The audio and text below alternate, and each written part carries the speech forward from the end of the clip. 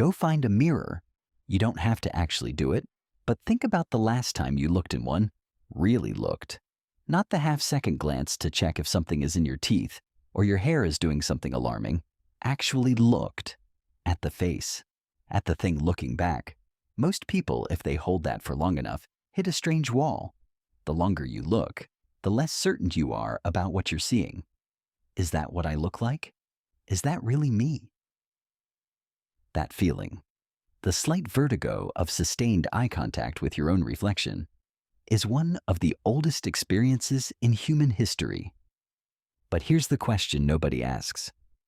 What happened the very first time? Not the first time you looked in a mirror. The first time any human did.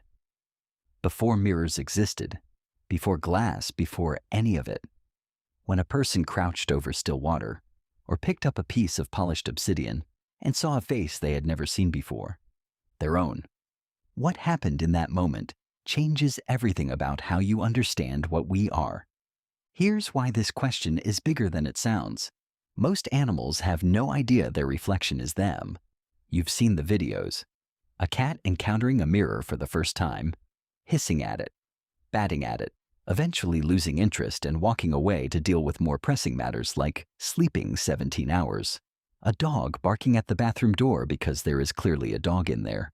A bird attacking a car wing mirror because, as far as that bird is concerned, an extremely territorial rival has moved into its territory and needs to be dealt with immediately.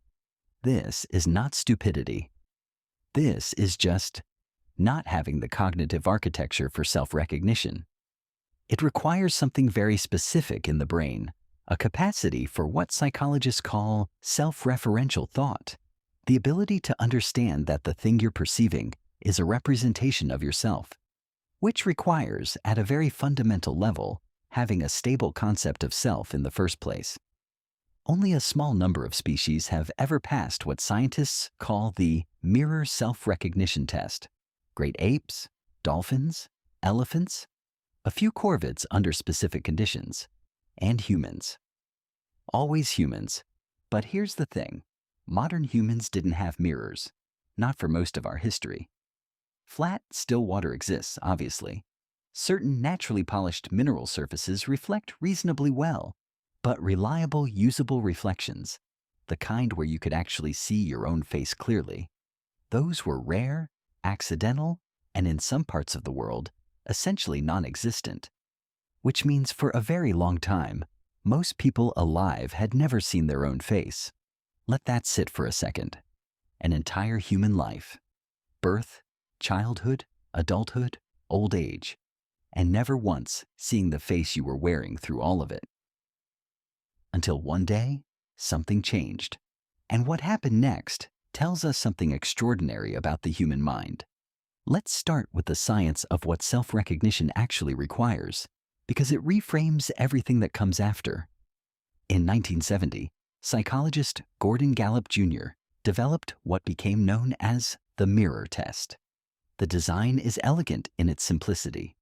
You anesthetize an animal, paint a mark on its face in a place it can't see or feel directly, typically the forehead or near the ear. Then you let it recover and show it a mirror. The question is whether it touches the mark on its own face, using the mirror as a tool to locate something on itself, or whether it investigates the reflection as if it were another animal entirely. Most animals fail. Consistently, reliably, across species, they see another animal. Chimpanzees pass, orangutans pass, bonobos pass, Asian elephants have passed, bottlenose dolphins have passed. And there is contested but increasingly credible evidence that Eurasian magpies, which is, if you're keeping track, a bird, have passed under certain conditions, which remains one of the more unsettling facts in animal cognition research. What these animals share is not simply intelligence in the general sense. It's a specific cognitive capacity, the ability to model themselves as an object in the world, to understand that the thing in the mirror is not another individual, but a representation of me. That me is a coherent, persistent thing that can be seen from the outside. This is not a small thing. This is, arguably, the foundation of human consciousness as we experience it. The sense of being a self that exists continuously through time, that can be observed, that has an outside as well as an inside. And the evidence suggests this capacity is ancient, very ancient. At Pinnacle Point Cave in South Africa, researchers have found ochre, the same reddish iron-rich mineral that keeps appearing at these sites, ground and processed into pigment dating back approximately 164,000 years. At Blombos Cave, also in South Africa, ochre processing kits, the actual tools and containers used to grind and store pigment, have been dated to around 100,000 years ago.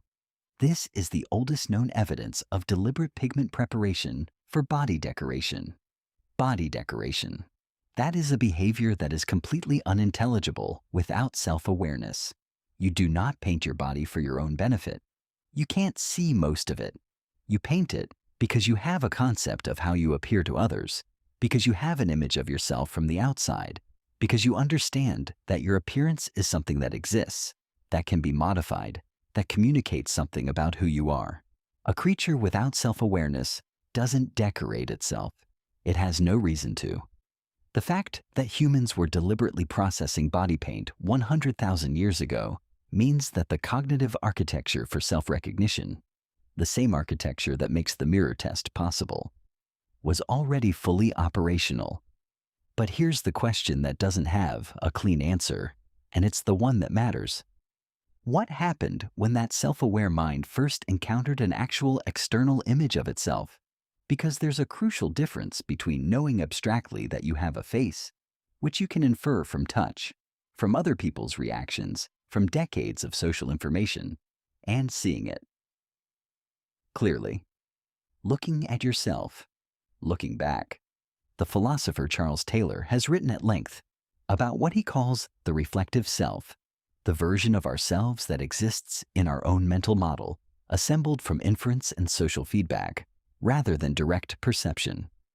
For most of human prehistory, the reflective self was all there was. You knew you existed. You knew roughly what kind of person you were. But the face, the specific, particular face, was unknown to you in any direct visual sense. Natural reflections existed, of course, still pools, calm river water on a windless morning, but these are imperfect, distorted, dependent on conditions. The image wavers. The color is wrong. The resolution, if you want to use a word that wouldn't exist for another 100,000 years, is poor. The first genuinely usable reflective surfaces, polished obsidian, which is volcanic glass that can be worked to a remarkably smooth finish, appear in the archaeological record in Anatolia around 8,000 years ago. Çatalhöyük, the Neolithic settlement we discussed in another context entirely, has yielded obsidian mirrors among its artifacts, small, oval, carefully worked, clearly valued, found in domestic contexts, associated with personal possessions. And 8,000 years ago is not the beginning. It's just the earliest physical evidence we've recovered. Polished obsidian doesn't survive well in many environments. Still water, obviously, leaves no archaeological trace at all. What the cognitive evidence, the body paint, the self-decoration, the burial practices that imply a theory of self-extending beyond death, suggests is that humans were encountering their reflections and processing them with a fully self-aware mind for far longer than 8,000 years. The artifacts are just the part that survived. What we know, and what the animal cognition research makes clear, is that when a genuinely self-aware mind sees its own reflection for the first time, something specific happens. Something that doesn't happen with other animals. Something that is very hard to put into a single word. Recognition. But a particular kind. The kind that asks a question it can't stop asking once it starts. Different cultures, different surfaces, the same face looking back, and the wildly different things it meant. Anatolia, 8,000 years ago. Çatalhöyük again. One of the world's earliest proto-cities, thousands of people living in a dense honeycomb of mud brick houses on the Konya Plain in what is now central Turkey. You enter your home through the roof, The walls are plastered and painted. Geometric patterns, hunting scenes, strange half-human figures that archaeologists still argue about. And somewhere in this house, carefully stored, is a small oval piece of obsidian that has been ground and polished on one face until it holds a reflection.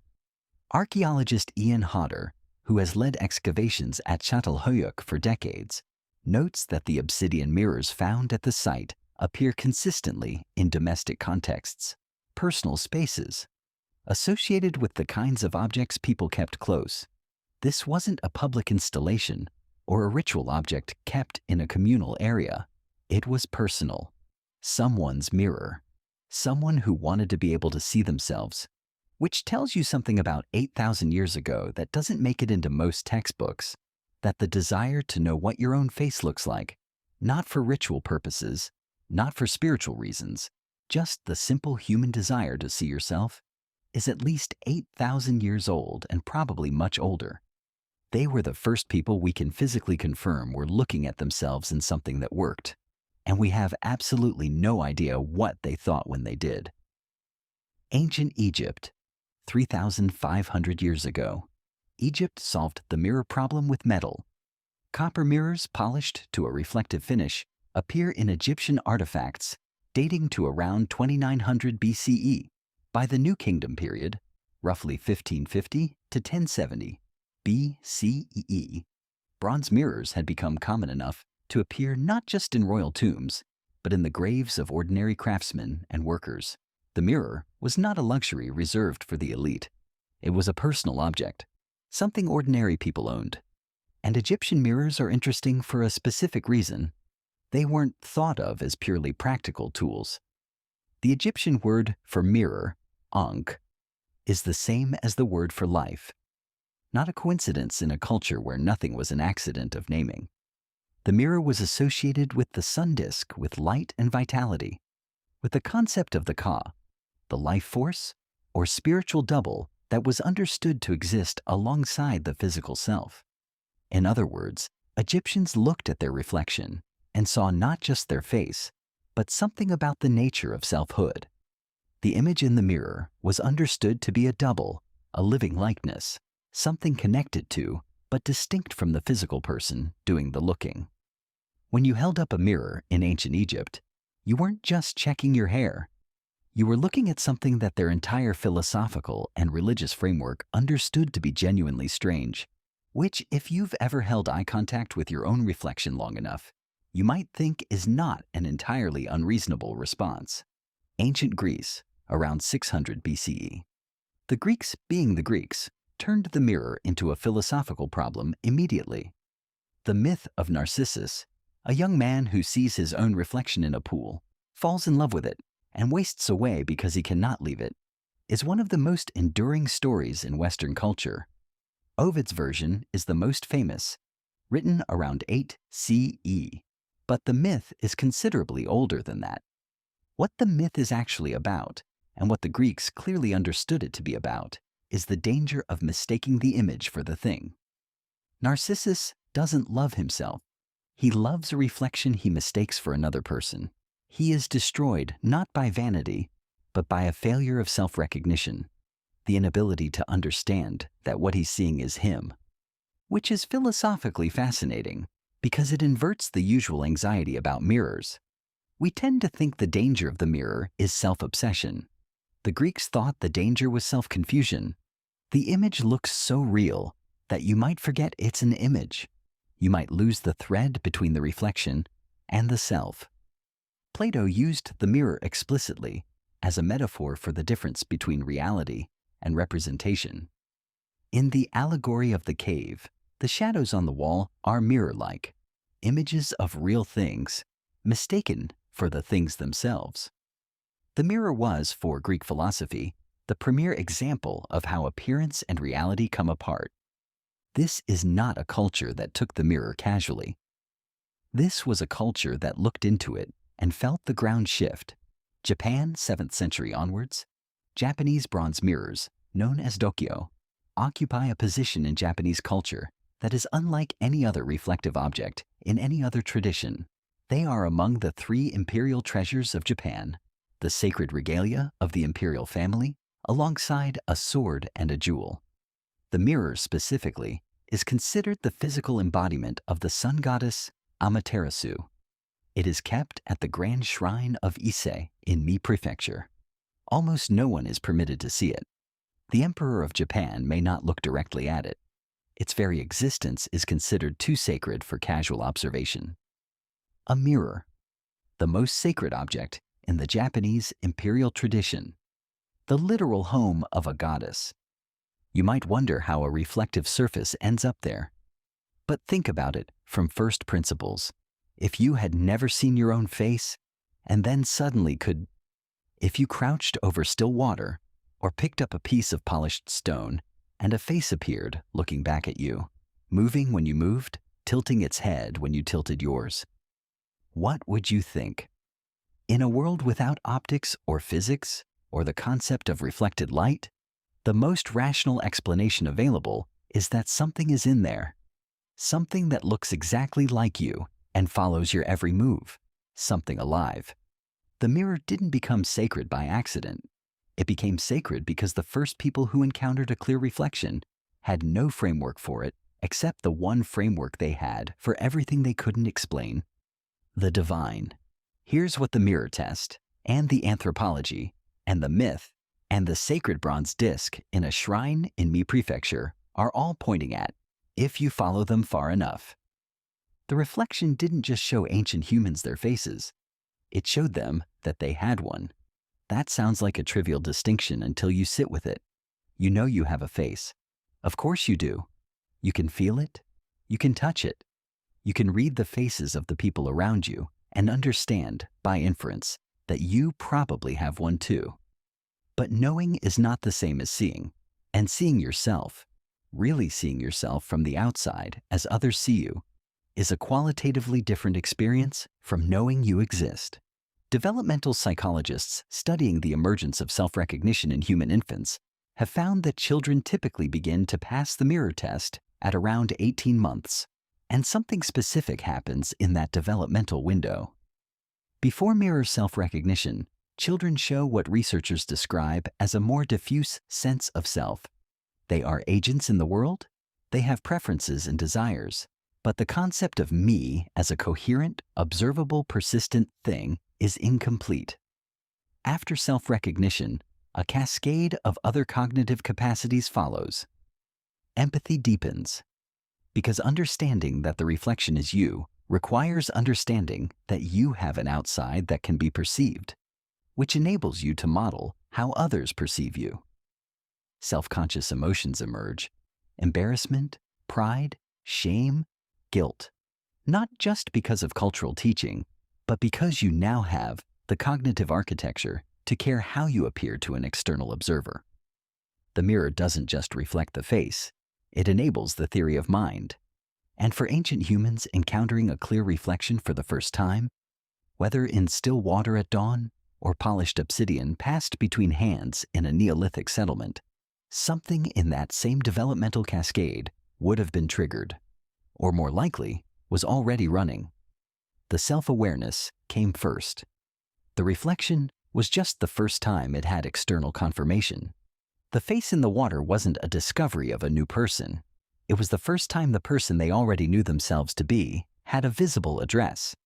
What's extraordinary is what they did with that. They decorated it. They philosophized about it. They made it sacred. They built mythologies around the danger of looking too long. They gave it a divine name and locked it away in a shrine. They turned the act of looking at yourself into the most charged, most freighted, most philosophically loaded experience in the human repertoire. No other animal that has passed the mirror test has done anything remotely like this with the knowledge. A chimpanzee that recognizes its reflection uses the information practically, checking its teeth, investigating an unusual mark. Useful, sensible, done. Humans looked into the water and started building religions, which maybe tells you something about the difference between recognizing yourself and not being able to stop thinking about what that means. So, go back to the mirror. Or don't. Because you don't need to. Because the mirror is already in your head.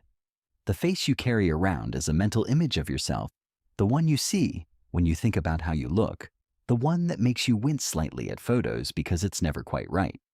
That's the direct descendant of the first time a human brain looked at a reflection and processed it as itself. That wince, incidentally, the slight disconnect between the face in your head and the face in the photo, that's because the face you know best is your mirror image, reversed left to right, and photos show you the non-reversed version, which looks subtly wrong. The people around you have always seen the non-reversed version. You've mostly seen the mirror. You've spent your entire life looking at a face that only you see that way, which is a strange kind of loneliness that nobody really talks about. The person at that still pool 50,000 years ago, or 100,000 years ago, or whenever the first clear reflection happened, they were the first person to encounter this specific strangeness, the face in the water that moves with you and looks out at you and is somehow you and somehow not quite reachable, that you can look at but never touch. That exists only while you're there. And they had no one to tell them what it was. No framework, no word for reflection, no physics. Just the face. Looking back, the question they were asking then, what is that? What am I? Is that really me? Is the same question that sits behind every mirror, every photograph, every time you hold your own gaze a second longer than you meant to. It has never been fully answered. We just got used to not answering it.